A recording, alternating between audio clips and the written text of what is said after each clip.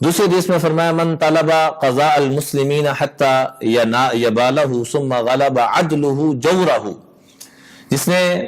اس چیز کا مطالبہ کیا اللہ نے اس کو عطا کر دی، طلب تھی کہ میں مسلمانوں کے کام آؤں، ایک پہلو یہ بھی ہے،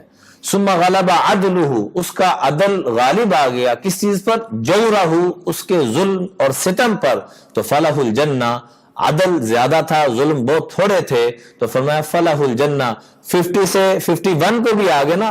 کہ عدل زیادہ ہوتا گیا ظلم تھوڑے ہوتے چلے گئے تو اللہ ریاتی نمبروں پہ بھی پاس کر دے گا۔ لیکن اگر خدا نہ خواستہ ومن غلب جورہ عدلہ فلہ النار، اگر ظلم زیادتی غالب آ گئی عدل غالب نہ آیا تو فلہ النار، تو فرمایا اس کے لیے دوزخ ہے۔ بلکہ ایک دوسری حدیث میں فرمایا جس شخص نے ظالم کی پشت پناہی کی، اس کو سپورٹ دی، اور من مشا مع ظالم وہو یعلم انہ ظالم، اس کو پتہ بھی ہے کہ یہ ظالم ہے ظلم زیادتی کر رہا ہے، پھر بھی اس کی سپورٹ کر رہا ہے، کس بنیاد پر؟ کہ میرا دوست ہے، میرا ووٹر ہے، میرا سپورٹر ہے، میرا تعلق والا ہے، تو فرمایا قد خرج من الاسلام، تو یہ ظالم انسان دار اسلام سے ہی فارغ ہو جائے گا۔ ایک طرف یہ پہلو دیا